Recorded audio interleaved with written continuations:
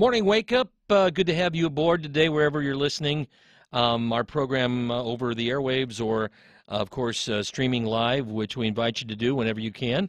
And that's at 1320wils.com. Click the button, and you're all good to go in the car, at home, somewhere else on the globe. And we appreciate that very much. If you're using your devices, well, are you overusing your devices? Is it destroying your brain? This is an actual headline today. Cell phones are destroying our brains. Well, it doesn't get any more upfront than that. And I remember, and the fact I can remember this also ties into the story. When I was in college, I had some friends who were psychology majors. And part of what they had to do was take and administer IQ tests to people. They would get extra credit for doing this. So they would say, hey, can we give you an IQ test? Yeah, okay. You buy me a beer? Yeah, I'll buy you a beer later. Okay. So you do that. And there's different aspects to that. One of them is, they check your short-term memory. And there's a series of numbers that are random. They come and you have to keep repeating them back. My short-term memory was like the score was off the chart. And I was kind of proud of that. There's no real reason to be, I suppose. But now people's short-term memory may be in jeopardy because they're letting their phone take care of that. Things before that were easily recalled, like your kids' phone numbers, not so much anymore. You got the phone for that. You don't have to use your gray cells for that. Is this really a good idea? Is it something where we're getting digital amnesia? Joining us this morning to discuss, education expert who's worked with thousands of students in public and private schools around America, is Gene Burk. Good morning, Gene. Good morning, David. Good to talk to you. Good to talk to you too. So that short-term memory, that was part of it, was something that was measured with the standard IQ test. I'm guessing that maybe that score for some folks will be going down in the future because you don't rely on that numerical recall or the ability to do that quick recall the way we used to have to. No, we're finding that kids, just even the younger kids, are spending about 8 hours a day on some sort of technological device, phone, computer games, or whatever, and our teenagers about 11 hours a day.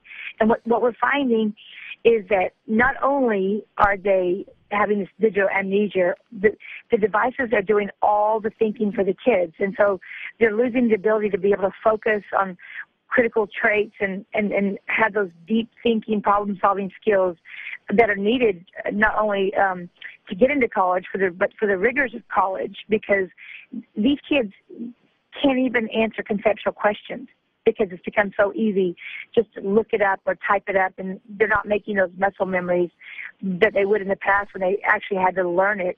And, they're not even able to get into college. They can't even pass an SAT. Because SATs are not only critical thinking tests, they're the number one way to get free college based on your test score. Sure. Gene Burk is an education expert joining us this morning talking about digital amnesia. Gene, as another danger I see here, I'd like to get your take.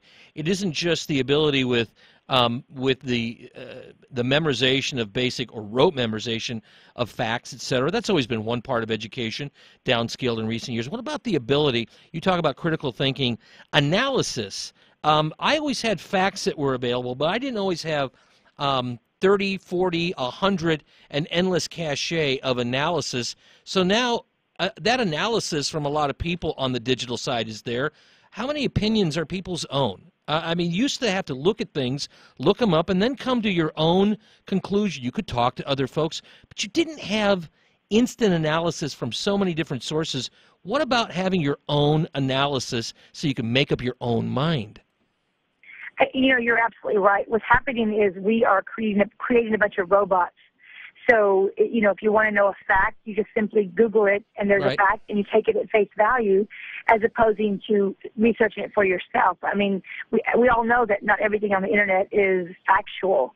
And so if kids just, take whatever's on the first page of Google and take that as the truth, and it may or may not be, and they keep repeating it, and they're going to start believing it. But we need to teach independent thinkers nowadays kids how to think for themselves.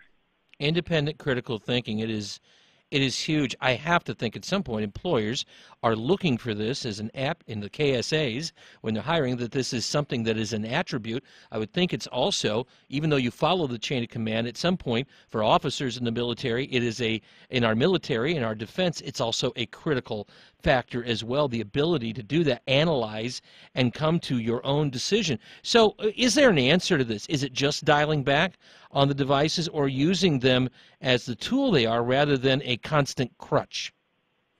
Well, both are correct. Dialing back and using them for what they were meant for.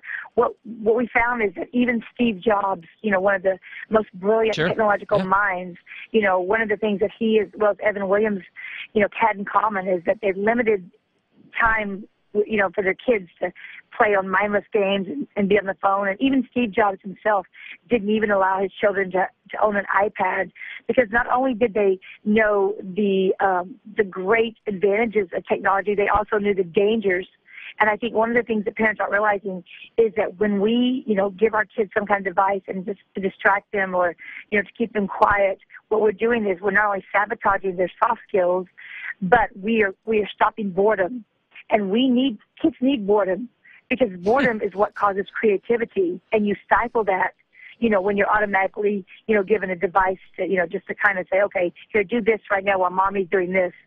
So we really, and really need to get back to, listen, only about 25% of Americans will have a college degree. There's going to be so many open jobs in the future because kids not only can't get into college, even if they do get in, they're dropping out left and right. And there's going to be, all these careers demanding people to have a degree, but the kids can't even get in.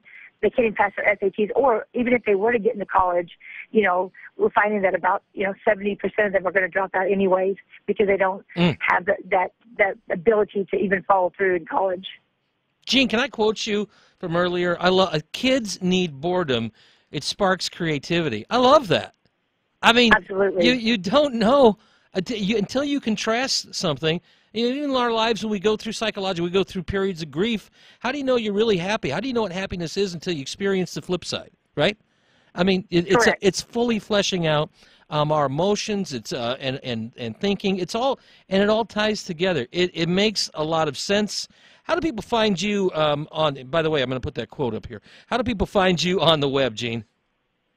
My company is College Prep Genius. You can go to collegeprepgenius.com. We teach kids how to get free college. We teach kids how to be successful in high school, into college, and beyond. And it also sounds like you're not teaching them to be robots either, and that is that's a very important thing. All right, Jean Burk, education expert, joining us this morning. We love technology here. We love tech things, but we don't like robots, and we don't like to be slaves to devices. Jean, great talking to you. Enjoy, and hopefully we'll visit with you again. Thanks, David.